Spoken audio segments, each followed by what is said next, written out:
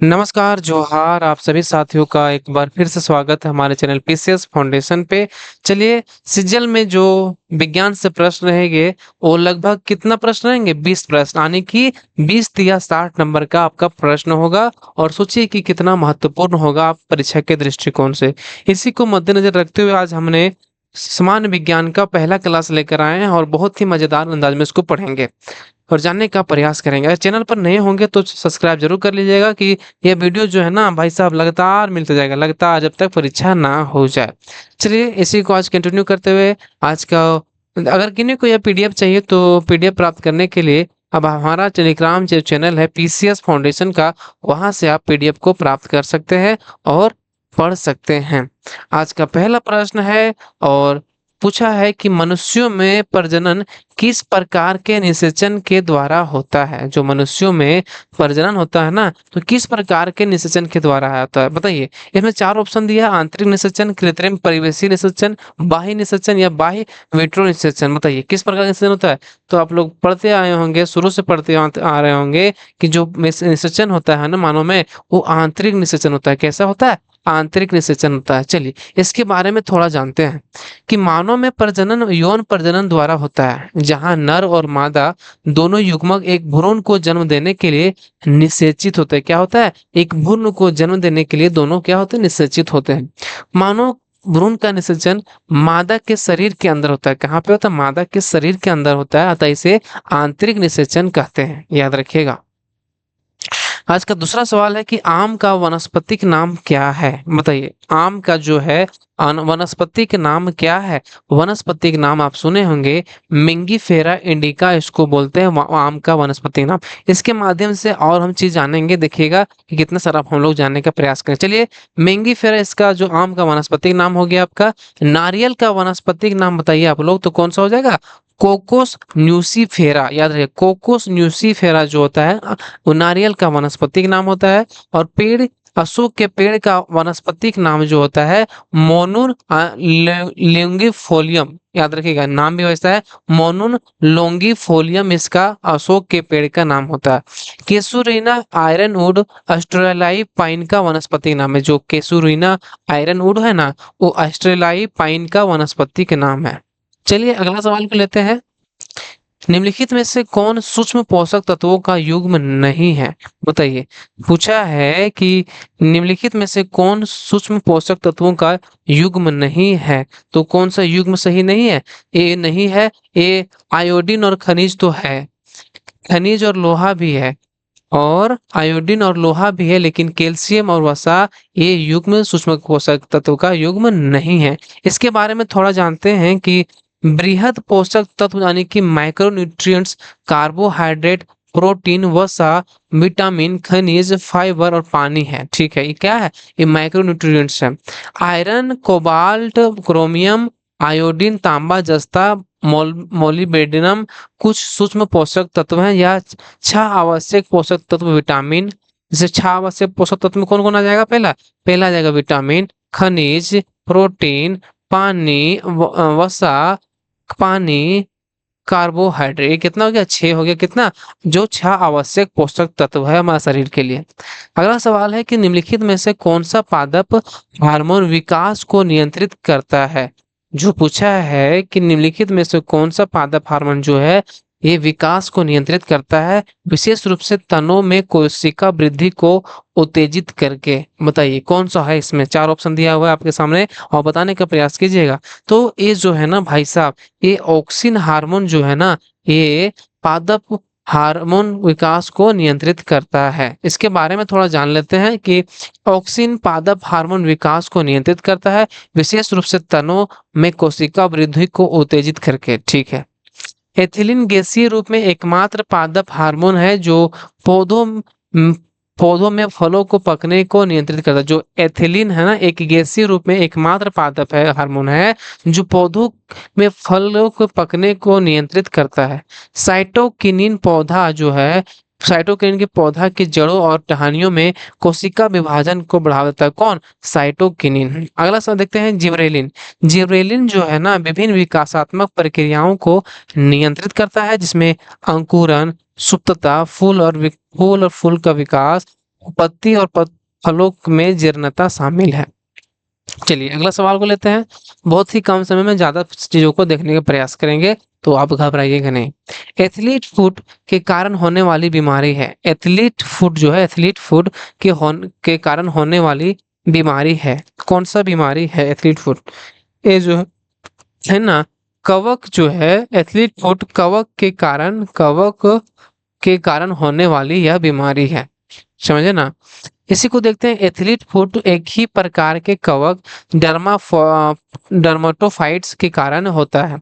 कवक के कारण होने वाली अन्य बीमारियां जिसमें दाद, ईस्ट संक्रमण, ओनिकोमाइकोसिस और जौ खुजली है। एस्परगिलस संक्रमण, कोक्सोडियोडोमाइकोसिस, नामा देखते हैं, कोक्सोडियोडोमाइकोसिस, अस्पेरोट्रिकोसिस, वेली फीवर, हिस्टोप्लास्मोसिस आदि है। इतना लंबा लंबा याद है, इसमें कोई इंपॉर्टेंट नहीं है, लेकिन आप याद रखिएगा जो एथलीट फुट होता है वो कवक के कारण होने वाला एक बीमारी है। अगला सवाल है कि निम्नलिखित में से कौन सा कोशिकांग अंतः कोशिकीय परिवहन के लिए मार्ग और निर्माण सतह दोनों के रूप में कार्य करता है? पूछा है कि निम्नलिखित में से कौन सा कोशिकांग अंतः कोशिकीय परिवहन के लिए मार्ग और निर्माण का सतह दोनों के रूप में कार्य करता है? तो बताइए इसका सही आंसर। बता सकते हैं ना? ये जो है ना, अंतर प्रदावी जालिका जिसको क्या बोलते हैं, एंडोप्लाज्मिक रेटिकुलम जो है ना, ये क्या करता है? मार्ग और निर्माण सतह दोनों के रूप में कार्य करता है। कौन? Endoplasmic reticulum, ER. अंतःपरागामी जालिका कोशिका में सबसे बड़ा अंग है और प्रोटीन संश्लेषण और परिवहन, प्रोटीन तह, लिपिड, स्टेरॉइड संश्लेषण, कार्बोहाइड्रेट चयापचय और कैल्शियम भंडारण का ये जो है प्रमुख स्थल है। कौन? ये अंतःपरागामी जालिका। अगला सवाल है कि रक्त में कुछ कोशिकाओं की उपस्थिति के कारण रक्त का थक्का बनता है, उन्हें कहते हैं। पूछा है कि रक्त में कुछ कोशिकाओं की उपस्थिति के कारण रक्त का थक्का जमता है, उन्हें क्या कहते हैं? उन्हें क्या कहते हैं? उनको बोलते हैं प्लेटलेट्स। क्या बोलते हैं? प्लेटलेट्स, याद रखिएगा।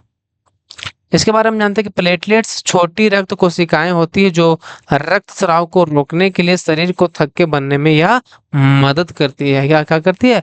यह मदद करती है। अगला सवाल लेते हैं। मनुष्य के हाथ में कितनी हड्डियां होती है? आपको गिना के भी दिखा देंगे भाई। मनुष्य के हाथ में कितनी हड्डियां होती है? हाथ में पूछा है तो हाथ में कितनी हड्डियां होती है? 27 हड्डियां होती है। क्या इसमें दिखाते हैं? 27 हड्डियां होती है। कार्पालसस या कलाई में कितना होता है? 8। कार्पालसस जो कलाई में कितना होता है? 8 होता है। मेटाकार्पल्स और हथेली में कितना होता है? 5 होता है। शेष 14 डिजिटल हड्डियां है। शेष कितना? 14 डिजिटल हड्डियां। 8 पर 13 कितना हो गया? अंगुलियां और अंगूठा। कौन है डिजिटल हड्डियां? कौन है? उंगलियां और अंगूठा जो है। कितना हो गया? 8 5 13, 13 और 8 कितना हो गया? बताइए। 20 और 23, और ये जो कितना 5 होते हैं, 27 हड्डियां होती है। कार्पालस से कलाई में 8 होते हैं और मेटाकार्पस से हथेली में 5 होते हैं। शेष जो 14 है, 14 डिजिटल जो होता है, 14 कितना हो गया? ये जो एक बार फिर से जोड़ देता है, ठीक है? सुनिएगा। 8 और 5 और 14 कितना हो गया? 8 5 13 और 14 कितना हो गया? 13 14 27 हो गया ना? ये मिलाकर 27 हड्डियां होती है। अगला सवाल है कि मेसोफिल कोशिकाएं किसी पौधे में कहाँ पाई जाती है? जो मेसोफिल कोशिकाएं है किसी पौधे में कहाँ पाई जाती है?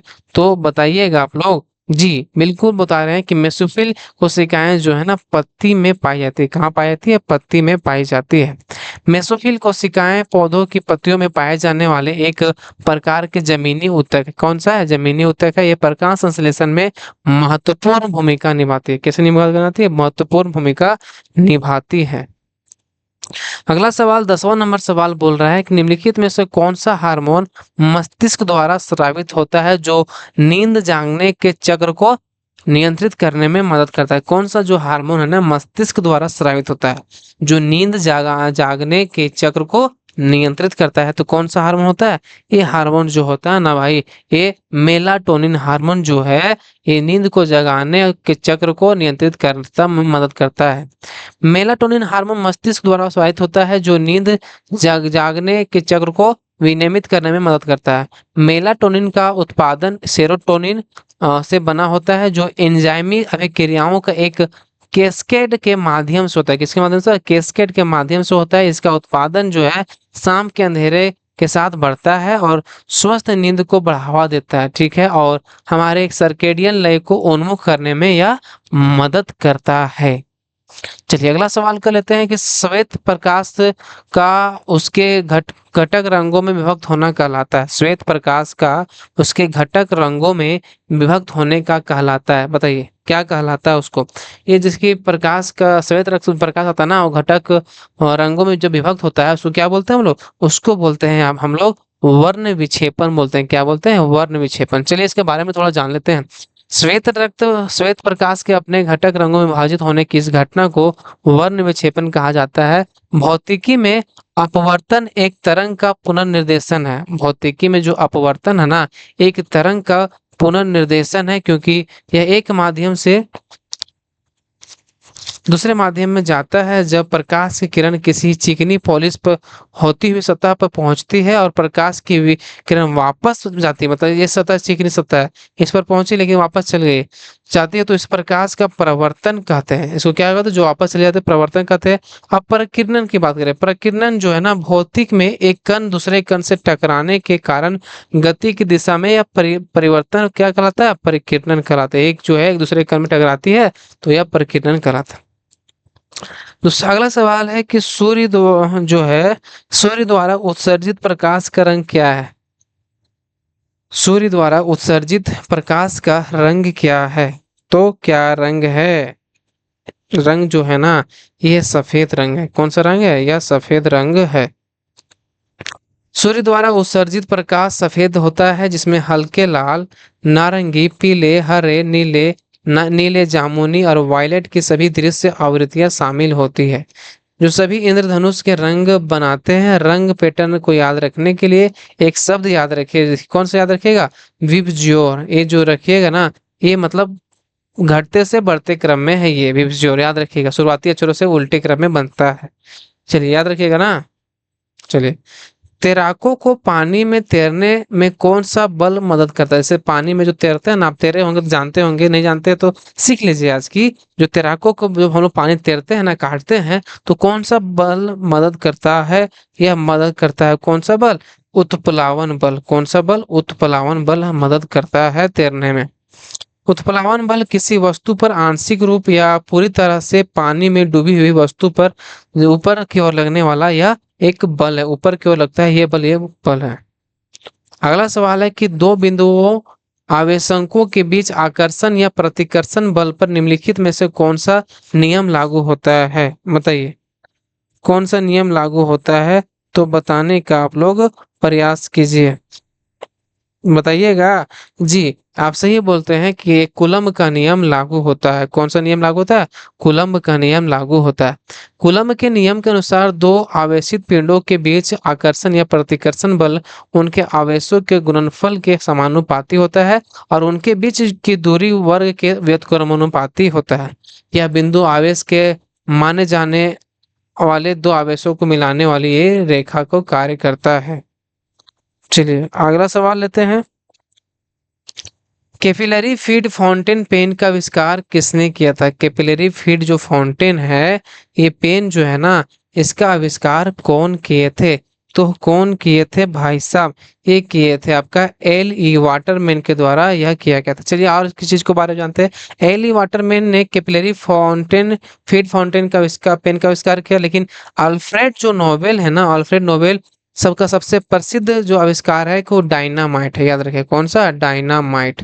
और इयान डोनाल्ड एक प्रसूति रोग विशेषज्ञ थे, जिन्होंने अल्ट्रासाउंड डायग्नोस्टिक्स विकसित किया था। और डेविड ह्यूज ने कार्बन माइक्रोफोन का आविष्कार का जो डेविड ह्यूज है ना, डेविड ह्यूज एक कार्बन माइक्रोफोन का आविष्कार किए थे। याद रखिएगा।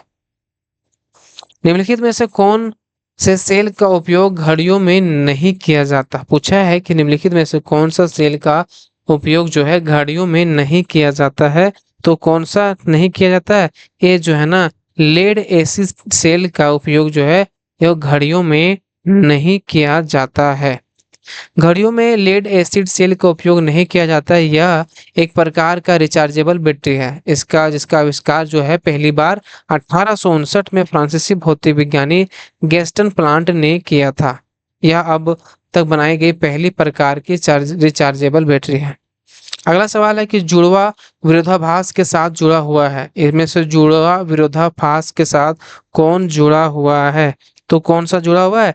ये सापेक्षता के सिद्धांत जो है ना, ये जुड़वा विरोधाभास के साथ जुड़ा हुआ है। इसके बारे में थोड़ा जानते हैं कि जुड़वा विरोधाभास सापेक्षता के सिद्धांत से जुड़ा हुआ है। इसमें समान जुड़वा शामिल है, जिनमें से एक उच्च गति वाले रॉकेट में अंतरिक्ष में यात्रा करता है और यह पता लगाने के लिए लौटाता है कि पृथ्वी पर रहने वाले जुड़वा अधिक उम्र के हैं।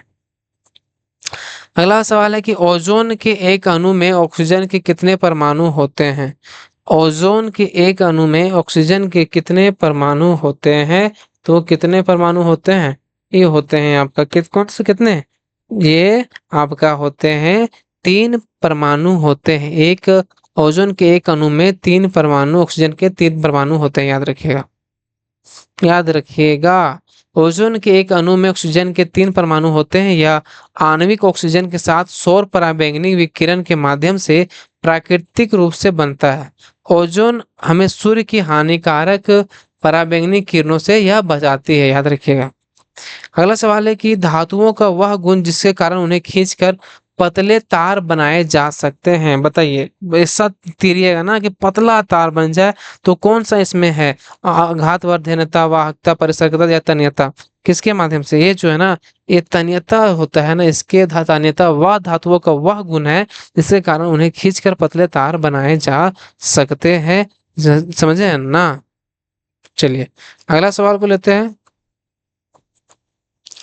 अगला सवाल है कि सवाल जानने से पहले जानिए कि यह तन्यता, तन्य बल एक प्रकार का बाहरी भौतिक शक्ति को संदर्भित करती है जो किसी पदार्थ पर उसकी सतह से दूर खींचने की दिशा में लागू होती है। किसी पदार्थ को दबाने पर या संपीड़क प्रतिबल की स्थिति में विकृत होकर दाब के लंबवत दिशा में फैलने के गुण को आघातवर्धनता कहते हैं। जो है ना, विकृत जो क्या लंबवत दिशा में फैलने के गुण को क्या बोलते हैं? आघातवर्धनता बोलते कहलाता है। चालकता पूछेगा, चालकता को विद्युत चालन के मापन के रूप में परिभाषित किया जाता है। यह किसी सामग्री धारा को प्रवाहित करने में या क्षमता को दर्शाता है। परिष्करण जो है, परिष्करण उच्च शुद्धता वाली धातुओं को प्राप्त करने के लिए धातुओं से अशुद्धियों को दूर करने की प्रक्रिया है। चलिए याद रखिएगा। सबसे दुर्लभ तत्व कौन सा है? पूछा है कि सबसे दुर्लभ जो तत्व है वो कौन सा है? ये है एस्टेटिन, जो है ना, सबसे दुर्लभ तत्व है। कौन? एस्टेटिन। चलिए आगे बढ़ते हैं, इसके बारे में जानते हैं कि एस्टेटिन जो है पृथ्वी की ऊपरी परत में सबसे दुर्लभ तत्व है जो केवल विभिन्न भारी तत्वों के क्षय उत्पाद के रूप में होता है। एस्टेटिन के सभी सभी समस्थानिक अल्पकालिक होते हैं। एस्टेटिन के सभी समस्थानिक जो है अल्पकालिक होते हैं।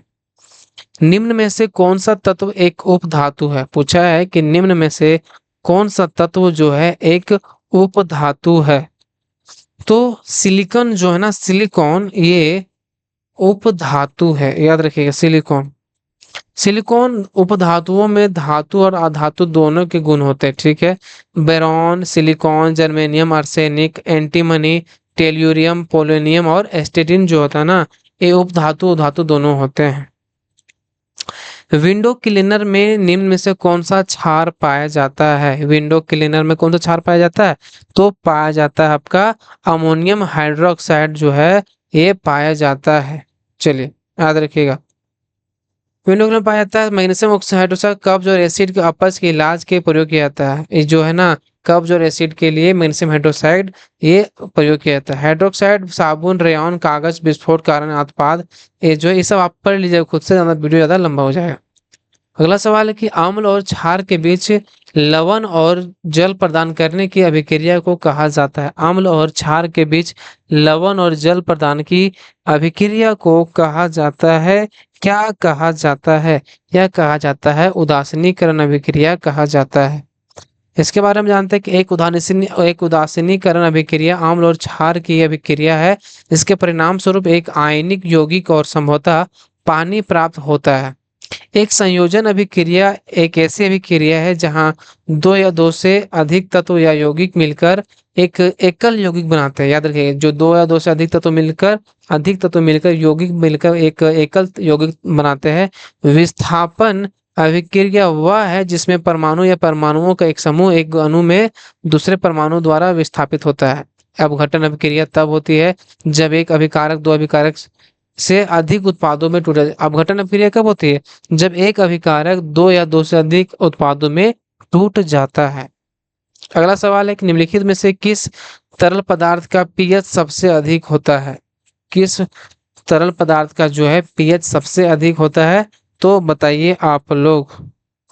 ये हो जाएगा ना, मिल्क ऑफ मैग्नीशिया का पीएच सबसे अधिक होता है। तरल पदार्थ का जो है मिल्क ऑफ मैग्नीशिया, इसका सबसे पीएच मान अधिक होता है। मिल्क ऑफ मैग्नीशिया का मान जो होता है 10.5 है, जो उच्चतम पीएच है, क्योंकि प्रकृति में से क्षारीय है। मानव रक्त का पीएच मान जो होता है 7.4 होता है। नींबू का रस का 2.2 या 3, संतरे के रस का 3.3 से 4.2 होता है। चलिए आगे बढ़ते हैं। उस विधि की पहचान करें जिसका उपयोग कार्बनिक यौगिकों को शुद्ध करने के लिए नहीं किया जाता। उस विधि की पहचान करें जिसका उपयोग कार्बनिक यौगिकों को शुद्ध करने के लिए नहीं किया जाता है। तो नहीं किया जाता है किसको? ये किया जाता है अवसादन विधि का जो प्रयोग है ना, ये कार्बनिक यौगिकों को शुद्ध करने के लिए नहीं किया जाता है। अवसादन वह प्रक्रिया है जिसमें गुरुत्वाकर्षण के कारण कण एवं तरल अलग हो जाते हैं। ऊर्ध्वपातन सुनिए, ऊर्ध्वपातन क्या है? एक भौतिक रासायनिक प्रक्रिया है जिसमें कोई पदार्थ मध्यवर्ती या द्रव अवस्था में परिवर्तित हुए बिना ठोस अवस्था से सीधे गैस में परिवर्तित हो जाता है। उसको क्या बोलते हैं? ऊर्ध्वपातन, सब्लिमेशन बोलते हैं। जैसे कि कपूर, किसी विलयन का गलित धातु से प्राकृतिक या कृत्रिम विधि से ठोस क्रिस्टल बनने की प्रक्रिया को क्रिस्टल या क्रिस्टलीकरण कहते हैं। आसवन पूछेगा, आसवन तो आसवन एक तरल मिश्रण से घटकों या पदार्थों का चयनात्मक उबलने और संक्षेपण में उपयोग करके अलग करने की प्रक्रिया को क्या बोलते हैं? बोलते हैं आसवन विधि। निम्नलिखित में से कौन आधुनिक आवर्त सारणी का एक उत्कृष्ट रासायनिक तत्व है? पूछा है कि निम्नलिखित में से कौन आधुनिक आवर्त सारणी का एक उत्कृष्ट रासायनिक तत्व है? तो ये जो है ना नियोन, ये नियोन आप देख रहे हैं, नियोन ये आधुनिक आवर्त सारणी के एक उत्कृष्ट रासायनिक तत्व है। नियोन आवर्त सारणी के ग्रुप 8A में उत्कृष्ट गैसों या अक्रिय गैस है। Helium, neon, argon, krypton, xenon, radon, ये सब क्या है? ये जो है अक्रिय गैस है। यह वस्तुतः अन्य तत्वों यौगिकों के प्रति आकर्षित होते, मतलब उसके प्रति आकर्षित नहीं होते हैं। एक समूह 16 तत्व के सबसे बाहरी कोष में कितने इलेक्ट्रॉन है? एक जो 16 तत्व के सबसे बाहरी कोष में कितने इलेक्ट्रॉन है? तो कितने इलेक्ट्रॉन है? ये इलेक्ट्रॉन जो है ना कितना? 6। यहाँ पर देखते हैं थोड़ा। समूह 16 तत्व के सबसे बाहरी कोष में 6 इलेक्ट्रॉन होते हैं। 16 समूह 16 तत्व के उससे ऑक्सीजन हो गया, sulphur, selenium, tellurium, polonium. Dmitry Mendeleev को आधुनिक आवर्त सारणी का जनक कहा। मेंडलीव को जो है आधुनिक आवर्त सारणी का जनक कहा जाता है। आवर्त 7 में आवर्त सारणी की एक क्षैतिज पंक्ति है। एक समूह जो 18वां है आवर्त सारणी की ऊर्ध्वाधर पंक्ति है। चलिए अगला सवाल है कि निम्न में से किसमें सबसे कम गलनांक होता है? तो बताइए आप लोग, सबसे गलनांक किसमें कम होता है? सबसे ज्यादा गलनांक जो है ना भाई साहब, ये होता है आपका टीन में। किसमें? टीन में। जिंक विद्युत का सुचालक है। जिंक जो है विद्युत का सुचालक है। एक धातु के लिए जिंक का गलनांक अपेक्षाकृत कम जो होता है 419.5 डिग्री सेल्सियस होता है बाप। लेकिन टीन की तुलना में जिंक का गलनांक अधिक होता है। टीन में 232 डिग्री सेल्सियस गलनांक होता है।